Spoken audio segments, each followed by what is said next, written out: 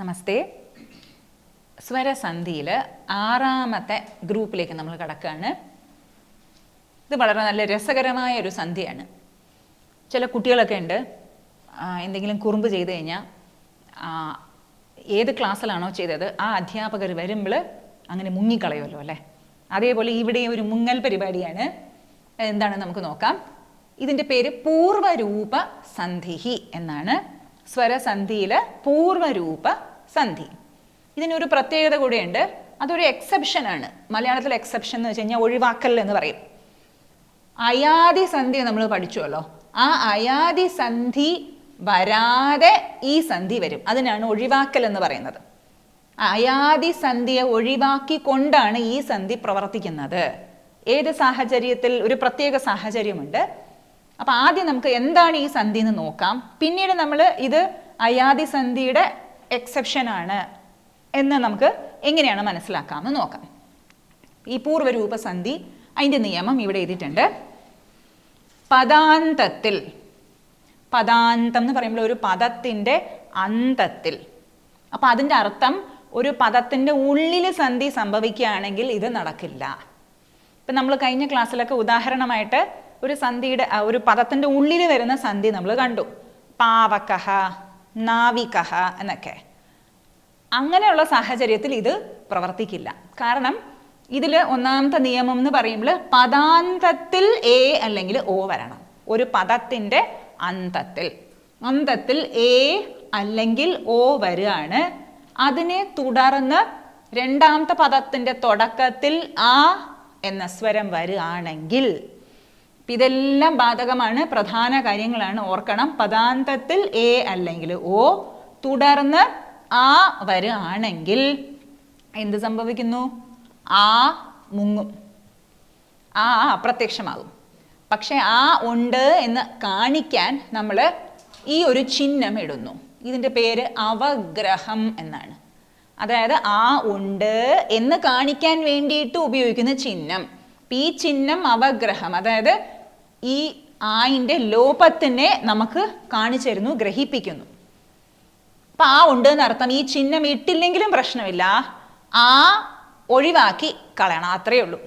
അപ്പം രണ്ട് രീതിയിൽ ഇതിനെ നമ്മൾ സൂചിപ്പിക്കാം. ആ ഇടാണ്ടും എഴുതാം, ഇല്ലെങ്കിൽ ആയുടെ സ്ഥാനത്ത് ഈ ഒരു ചിഹ്നം ഡോളർ സൈനാണ്, ഡോളർ ചിഹ്നം ഉപയോഗിക്കാം. നമുക്ക് നോക്കാം. ഉദാഹരണം, ഹരേ അത്ര. ഹരിയുടെ അടുത്ത് പറയാണ്, ഹരേ ഇവിടെ വന്നാലും ഹരേ അത്ര ആഗച്ഛ എന്ന് നമ്മൾ പറയാണ്. അപ്പോൾ ഹരേ പ്ലസ് അത്ര. ഹരേ എന്ന പദത്തിൻ്റെ അവസാനം വരുന്നത് എ എന്നാണ്. ര് പ്ലസ് എ ആണ് എ. അപ്പോൾ നമ്മുടെ നിയമം അനുസരിച്ച് ഒരു പദം, ഹരി എന്ന പദത്തിൻ്റെ അവസാനമാണ് എ വരുന്നത്. അപ്പോൾ പദാന്തത്തിൽ എ വരികയാണ്. അതിനെ തുടർന്ന് ആ വരുന്നുണ്ട്. അപ്പം നമ്മുടെ നിയമം മുഴുവനായി ആ വരുന്നുണ്ട് എങ്കിൽ ഈ ആന് പകരം നമ്മൾ ഇവിടെ അവഗ്രഹം ഇട്ടു. ഹരേത്ര, ഹരേത്ര. അതിൻ്റെ ഉച്ചാരണം ആ ഇല്ലാതെ ഉച്ചരിക്കണം. ഹരേത്ര എന്നും പറയാം. ഇല്ലെങ്കിൽ ഇതിന് സൈലൻ്റ് ആയിട്ട് അത് ഉണ്ട് എന്ന് സൂചിപ്പിക്കുന്ന രീതിയിൽ ഹരേത്ര എന്നും പറയാം. ഹരേത്ര എന്നും പറയാം, ഹരേത്ര. മുഴുവനായിട്ട് ആ പറയാനും പാടില്ല, എന്നാൽ ആ പറയും കൂടി വേണം. അങ്ങനെ ഇതിന് വേറൊരു രീതിയിലും എഴുതാം. ഈ അവഗ്രഹമില്ലാതെ വെറുതെ ഹരേത്ര എന്നും എഴുതാം. ഇങ്ങനെയും എഴുതാം. അവിടെ ആ ഇല്ല, അവഗ്രഹം ഉണ്ടെങ്കിൽ അവിടെ ആ ഉണ്ട് എന്ന് അർത്ഥം. സന്ധി പിരിക്കുമ്പോൾ ആ ഉണ്ട് എന്ന് നമുക്ക് സൂചന നൽകുന്നു.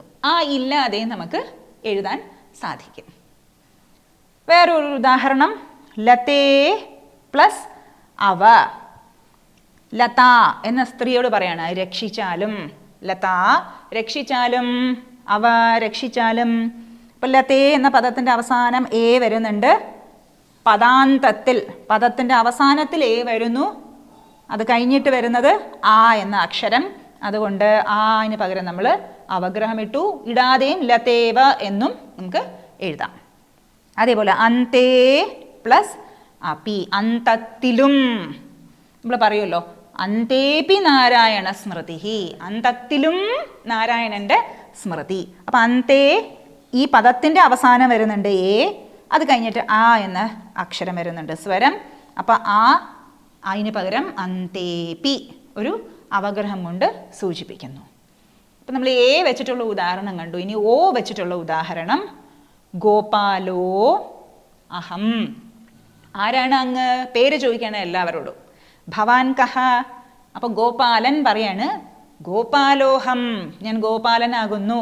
അപ്പോൾ ഗോപാലോ എന്നുള്ള പദത്തിൻ്റെ അവസാനം ഓ വരുന്നു, പദാന്തത്തിൽ ഓ വരുന്നു, അത് കഴിഞ്ഞിട്ട് ആ വരുന്നു. അതുകൊണ്ട് ഇത് രണ്ടും ചേരുമ്പോൾ ഗോപാലോഹം. ആന് പകരം വിസർഗത്തിന് ആന് പകരം അവഗ്രഹ ചിഹ്നം നമ്മൾ ഇടുന്നു. ഈ അവഗ്രഹം എഴുതുമ്പോൾ അതിൻ്റെ മുകളിൽ നമ്മൾ വരയിടില്ല, മുകളിൽ ഒരു വരയിടില്ല, ഒരു ബ്രേക്ക് ഇടണം. ഗോപാലോഹം. വേറെ ഉദാഹരണം സോഹം, ഞാനാണ് അവൻ. ആ പരമാത്മാവ് എൻ്റെ ഉള്ളിലുണ്ട്, അവനാണ് ഞാൻ. സോ അഹം. ഇതിൽ വേറൊരു സന്ധിയും കൂടിയുണ്ട്. സഹ പ്ലസ് അഹം എന്നാണ് സോ ആകുന്നത്. പക്ഷെ അത് നമ്മൾ വിസർഗ സന്ധിയിൽ നമ്മൾ കാണും. ഇവിടെ അതുപോലെ തന്നെ ഗോപാലഹ എന്നാണ്, പക്ഷെ അത് ഗോപാലോ എന്നാകും വിസർഗ സന്ധി. അത് നമ്മൾ വിസർഗ സന്ധി വരുമ്പോൾ നമ്മൾ അത് കാണും. ഇവിടെ എന്തായാലും സോ പദാന്തത്തിൽ ഓ വരുന്നുണ്ട്, അത് കഴിഞ്ഞിട്ട് ആ വരുന്നുണ്ട്. അപ്പോൾ സോ പ്ലസ് അഹം, ആന് പകരം സോഹം അവഗ്രഹം. അതേപോലെ സോ അയം, ഇത് അവൻ തന്നെയാണ്. സഹ അവൻ, അയം ഇവൻ തന്നെയാണ് അവൻ.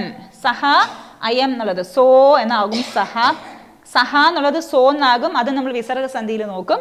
എന്നാൽ ഇവിടെ സോ പദാന്തത്തിൽ ഓ വരുന്നുണ്ട്, പ്ലസ് അത് കഴിഞ്ഞിട്ട് ആ വരുന്നുണ്ട്. അപ്പോൾ സോയം, ആ ഇന് പകരം നമ്മളിവിടെ അവഗ്രഹ ചിഹ്നം ഇടുന്നു. അപ്പം ഇത്രയാണ് പൂർവ്വരൂപ സന്ധിയുടെ ഉദാഹരണവും നിയമവും. ഇനി നമുക്ക് നോക്കാം അത് അയാദി സന്ധിയിൽ ഒഴിവാക്കൽ എങ്ങനെയാണ് വരുന്നത്. അയാദി സന്ധിയിലും എ അല്ലെങ്കിൽ ഓ കഴിഞ്ഞിട്ട് അന്യസ്വരം വരികയാണെങ്കിൽ എ എന്തായി മാറും? എ അയ എന്നാകും. ഓ എന്നുള്ളത് അവ എന്നാകും. എ എന്നുള്ളത് അയ ആകും, ഓ എന്നുള്ളത് അവ എന്നാകും. ഇവിടെ ആ അയാദി സന്ധിയുടെ എല്ലാ നിയമങ്ങളും ഉണ്ട്. എ ഓ അത് കഴിഞ്ഞിട്ട് അന്യമായിട്ടുള്ള സ്വരം തന്നെയാണ്. എ ഓ അല്ലാതെ സ്വരം തന്നെയാണ് ഇവിടെ ആ.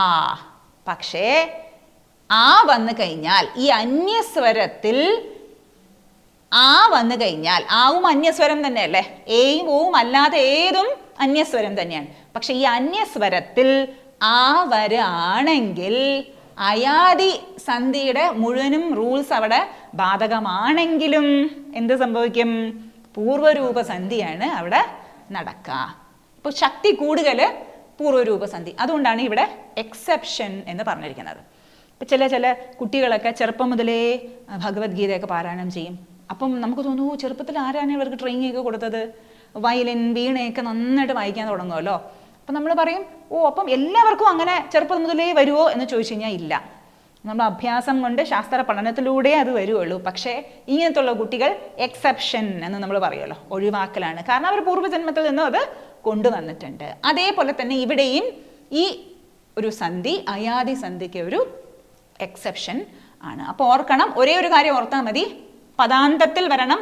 അയാദി സന്ധിയിൽ പദാന്തത്തിൽ മാത്രമല്ല, ഒരു പദത്തിൻ്റെ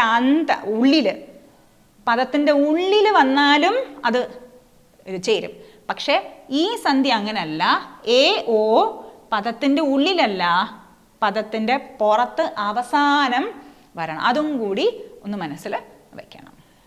അപ്പം ഇതാണ് പൂർവ്വരൂപസന്ധി സ്വരസന്ധിയുടെ 6ാമത്തെ ഗ്രൂപ്പ്. അടുത്ത ക്ലാസ്സിൽ നമുക്ക് ഇനി 2 സന്ധിയും കൂടെ ഉള്ളൂ സ്വരസന്ധിയുടെ വിഭാഗത്തിൽ. അതുകൂടി നമുക്ക് അടുത്ത ക്ലാസ്സിൽ നോക്കാം.